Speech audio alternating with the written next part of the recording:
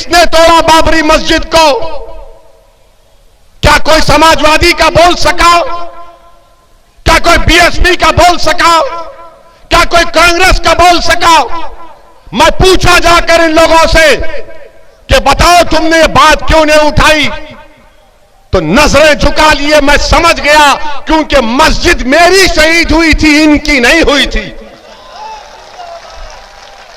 मेरी मस्जिद को शहीद किया गया था, मगर मस्जिद तो शहीद करने वालों ने शहीद किया, मगर उन्होंने हिंदुस्तान की बुनियादों को कमजोर कर दिया। तुमने अपने जालिम हाथों से एक मुबारक जगह को शहीद किया, मगर हिंदुस्तान को तुमने हिला दिया, रूल ऑफ लॉ को हिला दिया। सुप्रीम कोर्ट ने अंग्रेजी में कहा था अपने जजमेंट में, demolition of Babri Masjid is an egregious act of criminal act कहा था। तुम जंग से पहले उत्तर प्रदेश के मुसलमानों, मैं तुमसे कह रहा हूं, भीख मांग रहा हूं, तुम जंग से पहले नतीजे की फिक्र मत करो। 60-65 साल हो चुके हैं, तुमने क्या हासिल किया बताओ? 19% की आबादी, 28% उत्तर प्रदेश की जेलों में मुसलमान हैं। मैंने आज से 3 दिन पहले पार्लियामेंट की तकरीर उठाकर देख लो कि जब नरेंद्र मोदी की सरकार ने CBI, ED, central vigilance commissioner के डायरेक्टर्स की मियाद में इजाफा किया, तो असदुद्दीन ओवैसी ने आप तमाम की तरफ से खड़े होकर पार्लियामेंट में इस बात का मुतालबा किया, यह सीबीआई किस काम की है? जब बाबरी मस्जिद के क्रिमिनल ट्रायल का फैसला आया, जिन मुल्जिमों की मौजूदगी में बाबरी मस्जिद को शहीद किया गया, तो कोर्ट ने फैसला दिया कि कोई भी मुल्जिम नहीं है। हमने पार्लियामेंट ने पूछा कि बताओ क्या सीबीआई ने अपील क्यों नहीं की? किसने तोड़ा बाबरी मस्जिद को? क्या कोई समाजवादी का बोल सका? क्या कोई बीएसपी का बोल सका? क्या कोई कांग्रेस का बोल सका? मैं पूछा जाकर इन लोगों से कि बताओ तुमने ये बात क्यों नहीं उठाई, तो नजरें झुका लिए। मैं समझ गया क्योंकि मस्जिद मेरी शहीद हुई थी, इनकी नहीं हुई थी।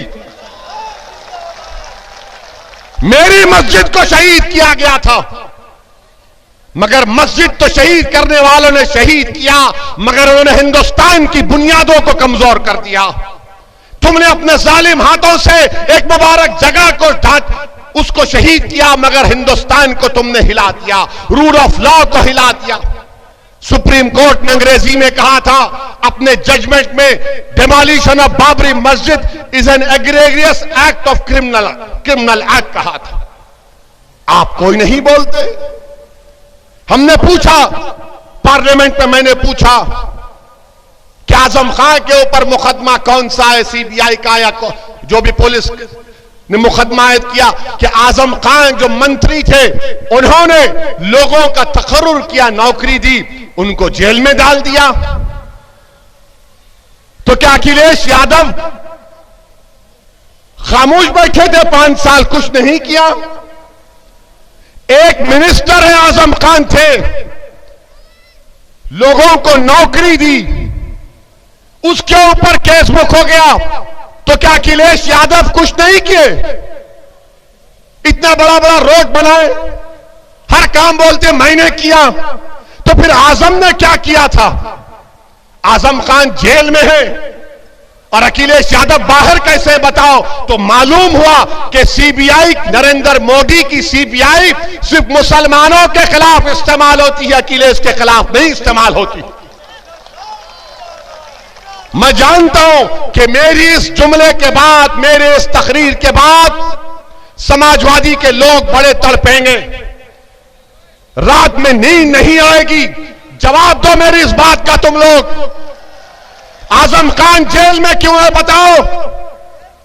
क्यों जेल में आजम खान? बकरी चोरी, भैंस चोरी। ये दिन आ गया हम लोगों को, जो लोग अपने घर में अगर कोई मेहमान आता तो बकरी क्या भैंस को जुबा कर देते, उस पर इल्जाम।